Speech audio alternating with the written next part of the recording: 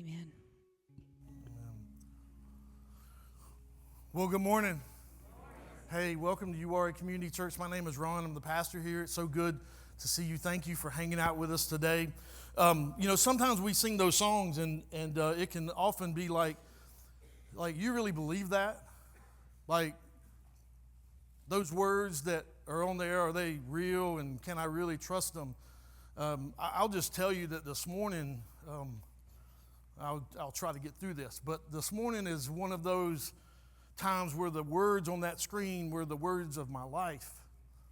See, there was this little redhead standing up here today singing for the very first time. And I'll let her give her testimony another time. But I'll just tell you there was times where I sought the Lord for her. And that's all I could do. That's all we can do sometimes for people that we love when we want to see them experience all that God has for them. And I sought him, and he heard me. And that's why I trust him. And so, man, those are just moments where, like, I can't tell you, I couldn't put a value on it. I couldn't tell you how much it's worth. It's just, it is truly priceless. And so, maybe today, like, you just heard the words and you're like, I don't get that. How about seeing me before you leave here, and let's see if God can't help you get that. That would be my prayer for today. Thank you for letting us, Kelly and I, be away last week. We were celebrating our 30th wedding anniversary and just got to get away for a few days and just kind of hang out. So that was another, that's another thing I've sought the Lord about a lot. Wasn't for how I could stay with her, but how is she going to stay with me, I think is kind of how that has been. And he's heard me, and man, I'm blessed to get to call her my wife. And so thank you again for just some time away. I heard Pastor Ronnie did a great job, and I had no doubt that he would. Well, today we're going to, we've been in this series where I've taken some time off over the summer from speaking and that sort of thing. And so it's been a while since I've been in a series. And so I'm excited to get back into a series and begin to kind of walk through some scriptures together and walk through some purpose of why we're here and why we're doing what we do. And so today we're going to start a new series called Everyday People, Extraordinary Mission. And so it's just the key to think about that every single one of us we're just everyday people, right? I mean, nobody's in here better than anybody else or, any of that stuff. We're just all everyday people. But the fact is, though, God has got an extraordinary mission for every single one of us. No matter what you do, where you're from, what you've been through, what your past is like, there's a mission for you. And so that's what we're going to spend time looking at, because if we believe that God has a mission for every single one of us, then there's some choices we have to do that. We have to make choices with what we do with that mission. I mean, we can kick it, down the street and ignore it and pretend like it's not there.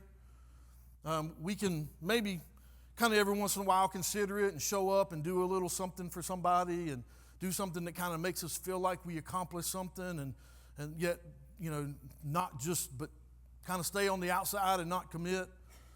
Or then we can realize that he's got something for us, and we can jump in with both feet and begin to serve him the way that we were created to serve, to fulfill the purpose that every single one of us was made for. And so we have the choice to do that. And I can tell you that one of them's fulfilling, the other two aren't. And it's because we're made that way. And so we got to figure out what we do with that. Every single one of us is seeking purpose in our lives. We're seeking something that we were made to do, to be, and so we're chasing that at all times, looking for something to just make us feel like we are who we're supposed to be. I think if you take that outside of the Christian walk, everybody would always, if they knew they were working for a purpose, would do it for even less money often. Stanford University did a study, and they were kind of finding out, do people want to be happy or do they want to have meaning?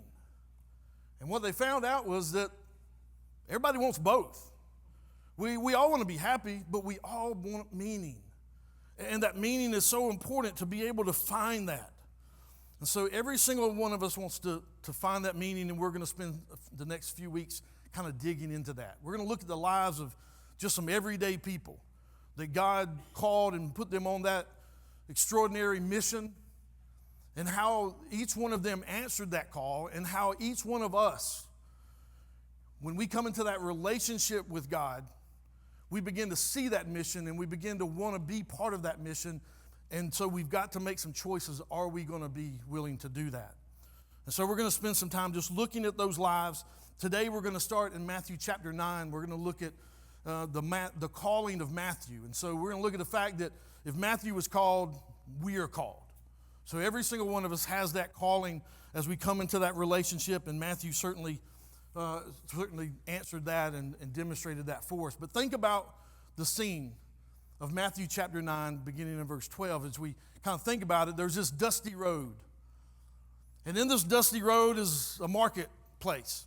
And along the marketplace are all the vendors set up selling all their things, and people are coming and going. They're buying what they need for the day and for the family, and they're kind of just many, many people walking through there. And down at the end of the road there, though, there's this table set up, and there's this man sitting there. And he's the guy that nobody likes. He's the tax collector. He's the guy who's there to take the money from the people. He works for Rome, and he's there to collect on anything and everything. And people don't like tax collectors. They walk right by him, they sneer at him, stare at him with dirty looks, and they just, that is not the guy that anybody wants to be around. And so there's Matthew sitting at his table collecting. See, tax collectors were looked down on. They were cheats. They were rich, yes, but nobody liked them. And so Matthew finds his life in this very place that he's sitting there, and about that time, along walks up Jesus. And Jesus walks through, and he looks at Matthew, and like anybody's ever looked at Matthew, and he says two very simple words to him. He says, "Follow me." See, nobody had ever called on Matthew to be with them. Everybody pushed Matthew away. But here was this man who came and wanted Matthew, the one that nobody else wanted. He wanted him to come follow him. And so Matthew, in the middle of all of that, leaving his wealth and job and everything that had been providing for him, he got up and he followed Jesus. And so for you and I, we've got to be willing to look at what those two words mean for us. Are we willing to do what Matthew did? Here's what we read in the scriptures, beginning in verse 9. It says, Jesus went on from there. He saw a man named Matthew sitting at the tax office, and he said to him, "Follow me." And he got up and followed him. While he was reclining at the table in the house, many tax collectors and sinners came to eat with Jesus and his disciples. And when the Pharisees saw this, they asked his disciples, "Why does your teacher eat with tax collectors and sinners?" Now when he heard this, he said, "It's not those who are well who need a doctor, but those who are sick." So here's some things that we learn about these everyday people on an extraordinary mission. The first thing that we see here is that Jesus calls the unlikely. Jesus calls the unlikely. He says here, as he went on from there, he saw a man named Matthew sitting at the tax office, and he said, "Follow me." See, the God of the universe approached Matthew, the tax collector who was seen in this culture as somebody nobody wanted to be around, that nobody liked him. If you took this scene and you took all the hundreds of people that were walking through the market in this day, Matthew would have been the last guy that anybody else would have picked. But Jesus walks through and he says, "You come follow me." Jesus calls the unlikely. Here's why this is so important. Because if Matthew could be called and is called, then so can you and I. Then so can every person who would answer this call. J.D. Greear, pastor at Summit Church, wrote in a book, he says, "There is a widespread myth in the church that calling into ministry is a secondary experience that happens to only a few Christians. Their job is to do the ministry, and everyone else's job is to just show up and foot the bill. Few lives cripple the mission more than that one. Each person is called to leverage his or her life for the spread of the gospel. The question is no longer whether we are called, only where and how. You and I have to answer that question. You see, there was a calling on my life to step into ministry full time and to preach and to do what I do, but that's no different than the call that you have to go and minister to those that you get a chance to meet every single day. There's no less importance of what you do than what I do. Now, I know we could make some arguments for that, and I know there's some places, some scriptures that it lifts that up higher. But can I tell you, to deliver the gospel to somebody, to see their life change for eternity, to see somebody go from death to life, like every one of us has that calling to share that good news. And if there's anything more important, I don't know of it. So we see this calling that he puts on Matthew's life. We're called by God. We've been chosen to be a part of that. You may say, how in the world is that? Like, well, let me just say, if you're good in business, then there's a reason why you're good in business. There's an opportunity for you to minister to those who else are good in business, but then take your gifts and talents in doing business well and be able to help do ministry, to be able to fund things that need to be done. There's all kinds of opportunities for you to be able to do that. So we all have to start asking some questions about why we're doing what we're doing. Maybe you're just a stay-at-home mom. Man, you're saying, what role do I play, in the advancement of the gospel when I just stay at home with my kids all day? Let me tell you that what an incredible task you have, an incredible calling to be able to minister to your kids and to share the good news of the gospel with them every single day and give them an opportunity to know him and experience him fully. Like there's no greater opportunity than one who would spend every single day with your kids. They might drive you crazy every day, but listen, you have a great opportunity. So whatever it is that we may do, we all have to ask that question. No matter where we are in life, no matter what we do for a living, we all have that opportunity. In fact, the word vocation comes from the Latin word voca, which literally means to call. So what if we were to take our vocation and begin to look at it as a calling? Because some of you, I know what you do, and the way that you do it, and the passion that you do it, and the heart that you do it, man, it is a calling for you. It is more than just a job. You may look at it and be thankful that you got it because it just pays the bills, but man, some of you do it so well, it is way more than just a job. But what if we were to all take what we do and turn that into the calling that it is, to minister to those around us and to let God love them through us in that situation? I mean, here's the thing. We could get up every morning, hop in the shower, get dressed, grab our coffee and head out, maybe run through the drive-thru, go to work, do our job, go home, and rinse and repeat kind of thing. We could do that, and we'd get through life. Life would go on until it didn't. But what if we said, you know what, I'm going to get up in the morning and I'm going to spend some time with my Heavenly Father, and I'm going to read my Bible, and I'm going to pray first thing. And then I'm going to get my kids up and I'm going to pray with them. And what if when I went through the drive-thru, I actually encouraged the person working there. Instead of them being mad because they didn't put my hash brown in there with my meal, what if I was just nice to them and treated them like they were somebody? Maybe they wouldn't forget the hash brown next time. Well, what if we got to work then and said, you know what, this is my mission field. And so then we began to love our coworkers as ourselves. And we began to then see them as maybe those who needed encouragement, those who needed a walk with Christ, those who need to have that relationship that we have with our Heavenly Father. And then we began to just live that out. Even when the days are hard, even when our job stinks, what if we were to just look at it as it's not about whether our job is good or bad, but it's about the opportunity we have to just love people right where they are. What if when we left work, we went home and then we spent time with our family and we invested in them? Maybe we pulled up Right Now Media and we watched a little episode of something with them and began to have a little conversation. You like how I did that commercial right there? That was good, wasn't it? But what if we were to spend that kind of time with our families? Matthew was hated, he was rejected, he was the most unlikely person. But God saw him there and he had an expectation for him in his life, a mission that he was calling him to.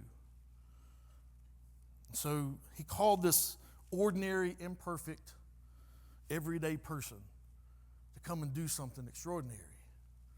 If Matthew was called, listen, so are you and I. And we need to answer that call. The second thing that we see here is that following Jesus requires movement. He calls the unlikely, but then he requires us to move. We can't just sit there. Jesus' invitation wasn't to stay right there. Don't you get up, Matthew. Matthew, man, just keep on keeping on. You're good. Just hang out. No, he said, come follow me. Very simple. Come follow me. But I love what it says, that he got up and he followed him. Like, when was the last time we just got up and followed Jesus? Jesus invites Matthew first and foremost into this relationship with him, a relationship that isn't the byproduct of spending time, but the spending time is the byproduct of the relationship. He was calling him in to not just follow him physically, but to follow him spiritually. It says in some translations, follow me and be my disciple. He was calling him to become more of who God made him to be. And so that ministry that we get to have comes out of us spending time with God, not just answering some call. It comes from the relationship. And so from Matthew's point of view, he was shocked, I'm sure, by Jesus approaching him. But then he immediately got up in the midst of probably his shock. It was like, really? I mean, it may have been that he's been waiting so long for somebody to come and pay him attention and want that relationship, he couldn't help himself. But I believe it's because he knew who was calling him in that moment. He dropped everything. 90% of the people at this time lived under the poverty level. They didn't have anything. Matthew was rich. Great job. And he got up and he walked away from all of it. Jesus gives him this vague invitation, follow me. Like, wouldn't you have to be like, where are we going, Jesus? I mean, hold on a minute. I need to see the job description. What's the benefits? You know, we got to talk pay, because you ain't paying me, I ain't coming.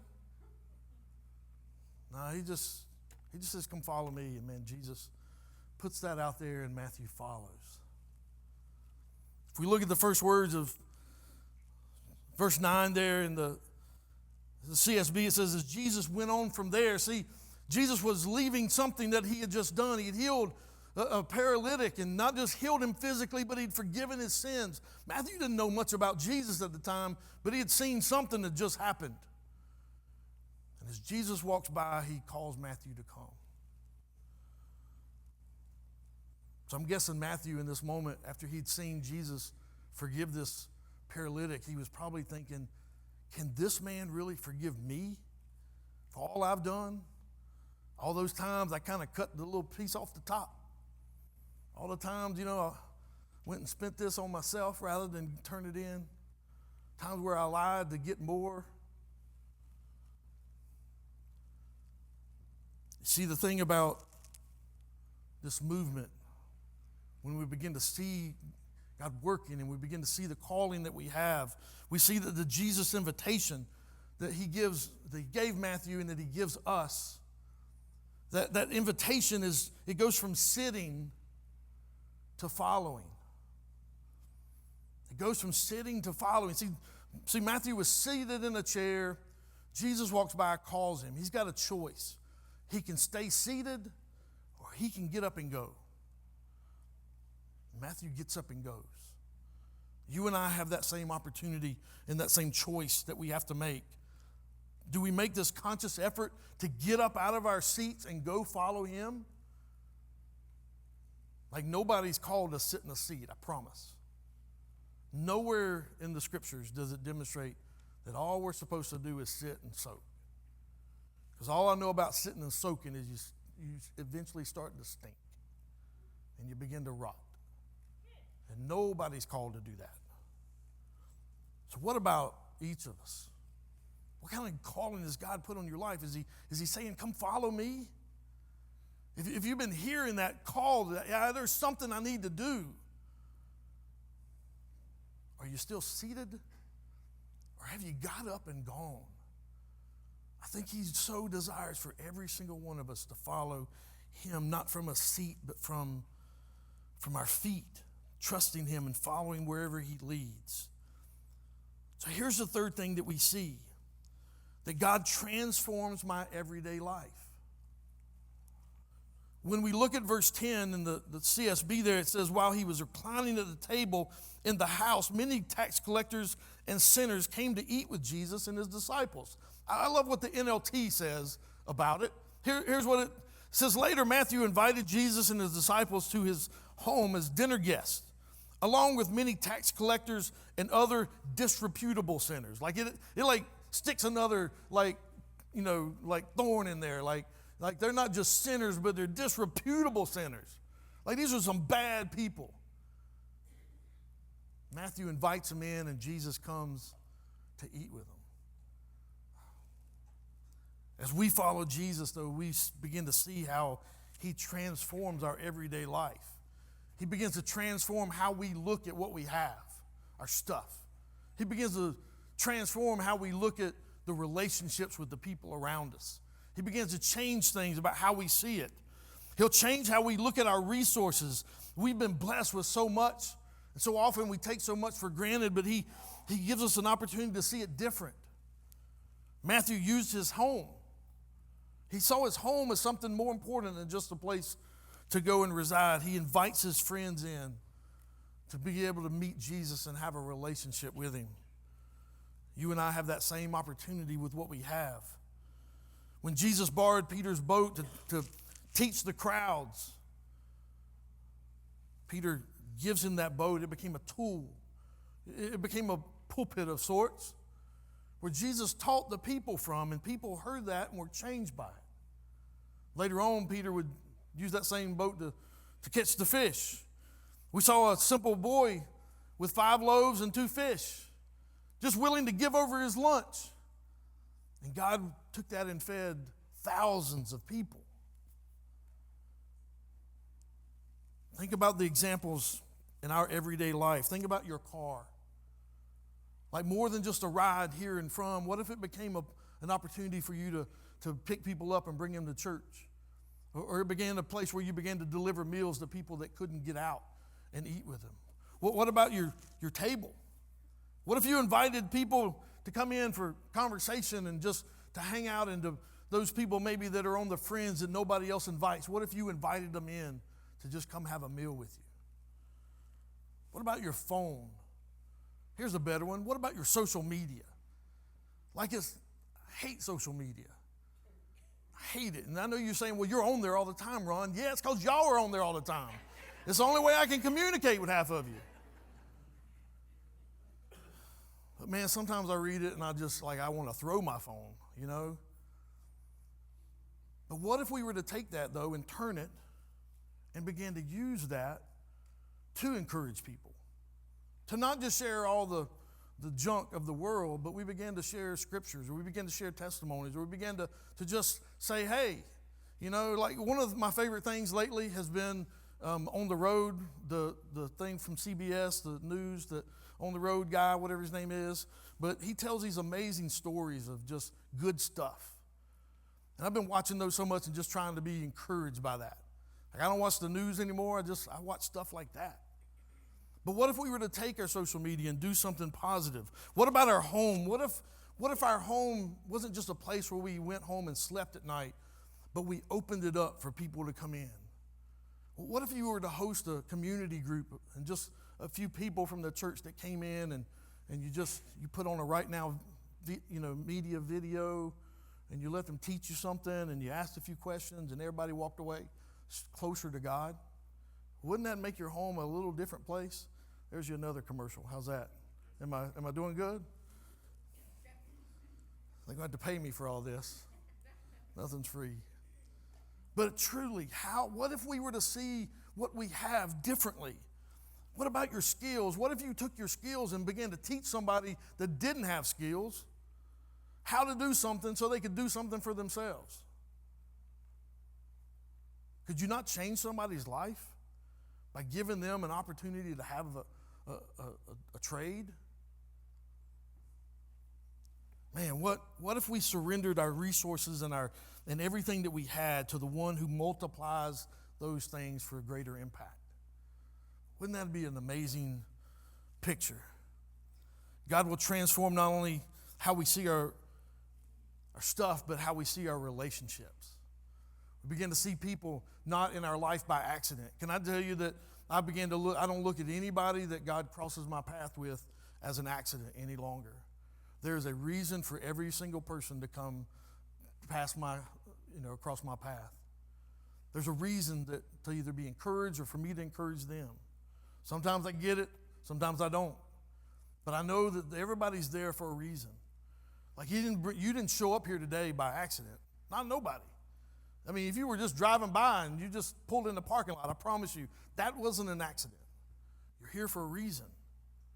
And so maybe it's just today for you to be called into this follow me mission that God's given each of us. How do you think Matthew maybe introduced the two groups of the Pharisees and the tax collectors?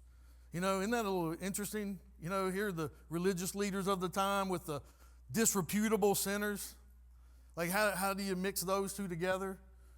I would have loved to have been a fly on the wall in those moments of how he brought those two together. But here's the thing, when we join God in the mission of doing whatever it is that he calls us to, like he takes care of those things. We don't have to worry about how it goes. We just got to be willing to let it happen and let him be responsible for the results. At some point, all of us had someone tell us about Jesus and have an opportunity to come into a relationship with him. Why doesn't everybody else deserve the same from us? Opening up our homes, opening up our stuff, opening up our relationships to share the good news of the gospel with every single person. You never have to stand on a corner and thump a Bible. Listen, we've gotten that so mixed up. First, you got to just live out what he calls you to, and then you got to be able to know the answers to some simple questions, and then you got to just share what he's done for you and let him do what only he can do. We can't save anybody, but he absolutely can, and he will use you and I to do it. How are you investing your time and your resources into people who can't pay you back or give you anything in return? Here's the third thing, the last thing we see here, that God redefines my audience. He redefines our audience. Verse 11 says this, that when the Pharisees saw this, they asked his disciples, "Why does your teacher eat with tax collectors and sinners?" Again, I love what the NLT shows us here. A little better picture. But when it says this, but when the Pharisees saw this, they asked the disciples, "Why does your teacher eat with such scum?" Like, you ever ask somebody, like, why are you with that bum? Right? They ask my wife that all the time. 30 years now they've been asking that question. But, you think about this picture, like these guys were like harsh. Like, why are they eating, why is he in there with those losers? They must have been blown away by what they saw with Jesus. These Pharisees that were the rule keepers, they were kind of like the cool kids at school, the ones that everybody, they thought they were up here, and everybody kind of looked at them as they were different as well. But here they are, kind of having to forced to mingle in this moment as they're kind of watching Jesus to see what he's doing. But here's these tax collectors who had been so worried about what everybody thought about them. They really wanted to fit in. They didn't want to be outcast. But now in this moment, they realize they didn't have to worry about that anymore. It didn't matter what everybody else thought. It only mattered what Jesus thought. Well, what an amazing concept if you and I could get that in our head. Doesn't matter what everybody else thinks, but it matters absolutely what he thinks. Galatians 1:10 says, obviously, I'm not trying to win the approval of people, but of God. If pleasing people were my goal, I would not be Christ's servant. Jesus faced all kinds of ridicule, so why in the world wouldn't we expect that? There comes a point where I can't worry about what everybody thinks about me. I got to worry about what he thinks about me. And if I focus on that and I do what he asked me to do and I follow him as close as I can to do it as best I can, I can't worry about what everybody else is worrying about. So you and I have to follow him. Matthew 5, verse 10, Jesus says this. He says, God blesses those who are persecuted for doing right, for the kingdom of heaven is theirs. God blesses you when people mock you and persecute you and lie about you and say all sorts of evil things against you because you are my followers. See, for Matthew, he didn't have any interest really in Jesus in the beginning, but then when he met him, man, he was all in. And then he began to care about what he thought way more than those religious people. I wonder, as his friends spent time with him, if they began to think the same. What if one of Matthew's friends would have told him that he wanted that relationship with Jesus too? Don't you think Matthew would have been excited? Don't you think he would have felt like, man, now I get it? Like there's no greater thing than to be able to share the good news of the gospel and see somebody come to know Christ.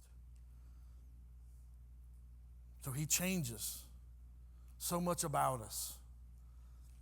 But then the final thing that we see here is that Jesus' mission becomes my mission. You see, after he takes these everyday people and he changes those things and he begins to show us how we look at things different and use things different and care about things differently, then we realize that his mission is our mission. It says in verse 12, now when he heard this, he said, this is Jesus, he says, it's not those who are well who need a doctor, but those who are sick. Again, if you go to the NLT, listen, makes it so simple. When Jesus heard this, he said, healthy people don't need a doctor, sick people do. Healthy people don't need a doctor, sick people do. Now think about how that looks. What's Jesus' mission? He's a spiritual doctor healing physically and spiritually wounded and sick people. He's God of the universe who cares about you and me being separated from him for eternity.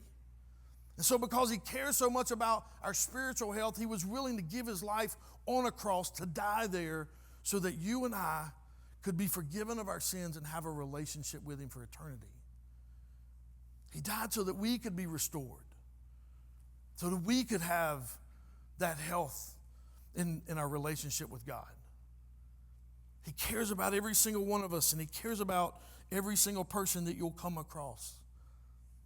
He didn't judge us or pile on rules that we could never attain. He came for those guys just like the one who wrote this book of Matthew. Guess who wrote the book of Matthew? Matthew. There you go. Wow, that's pretty good, right? But Matthew was the guy sitting at the tax table. And here he is, you and I, thousands of years later, reading his words and being encouraged in our relationship with God. He was sick, and God saved him. How many more people through the writings of Matthew have been able to come into that relationship with God? You have no idea the impact that your life can have on those around you. You may just say, those people don't want to hear what I got to say. No, but they may want to hear what he's got to say.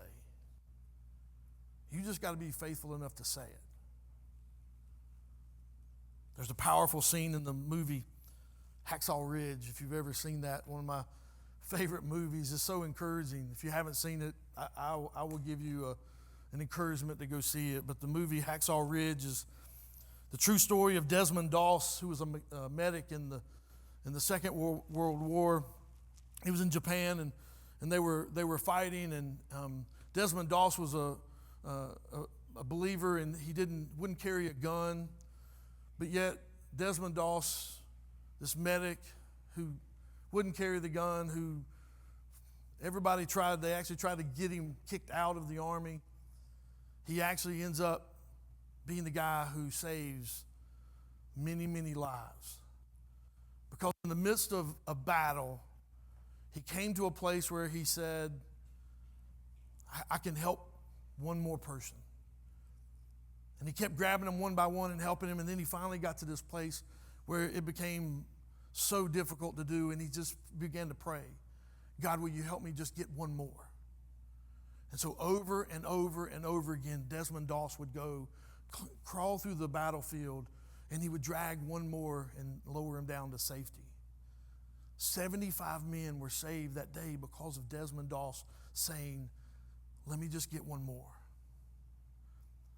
Church, what if you and I, these everyday people, decided to take on the extraordinary mission of just getting one more?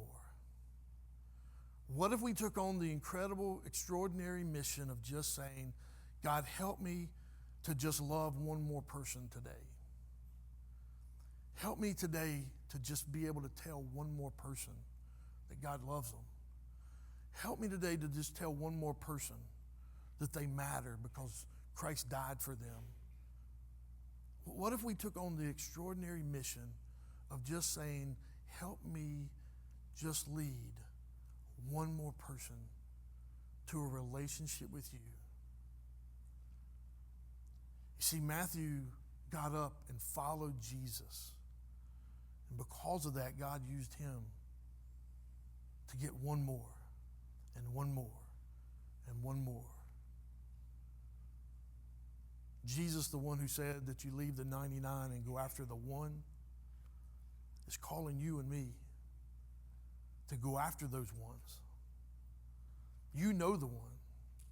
You know that one that you know God keeps crossing your path with.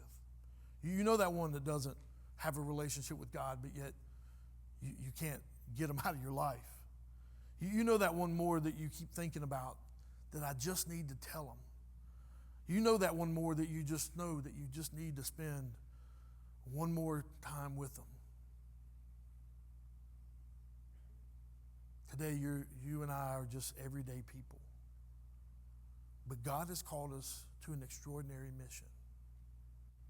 And it just means to go after one more person. Church, what if we all just said, you know what? I'll go after my one. What if you guys over here, y'all all went after one, and y'all all went after one, and y'all all went after one? What do you think the effect would be on our community? What do you think the effect would be on the kingdom? I'll just tell you that y'all's mission is to go after one more. Y'all's mission is to go after one more. And y'all's mission is to go after one more. What are we going to do with that? Are we going to decide to get up off of our seat and go after that one? If Matthew was called, so are you and I. God, today I pray that in the moments that we will spend together here in the next little bit, God, that you would just, God, that you would help us to see our mission. God, as I look out over this room, I hadn't seen one person yet that isn't capable of doing so much more than one.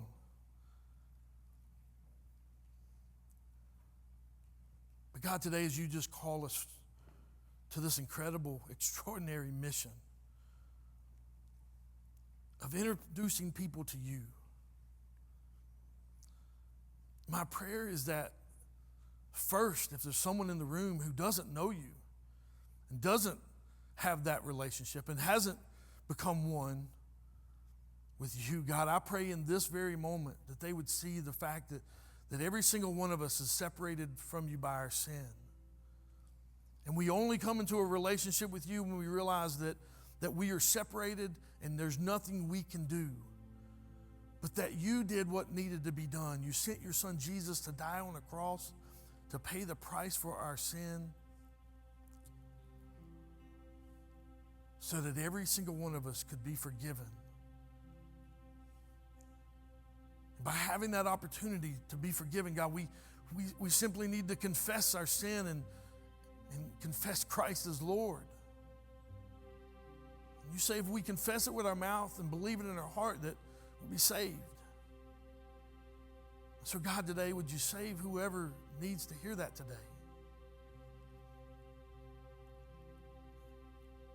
And the good news about being saved is that we don't get saved for the day. Because of what Christ did, not only did he die on a cross, but he was buried and on the third day was raised again. And because of that resurrection, we too are promised an eternal life to spend forever in his presence.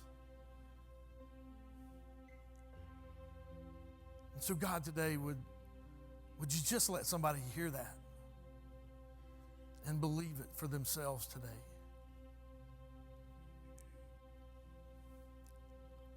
So God, there's people in the room who've made that decision and accepted that good news. God, may we now accept the call of follow you. To grow in that relationship and to be willing to do whatever it takes to help other people hear the good news. To be able to be your hands and feet, to be able to be used to love others. So God, today, would you just help us? Would you just take a bunch of ordinary people? God, help us to do that extraordinary mission. We ask this in Jesus' name.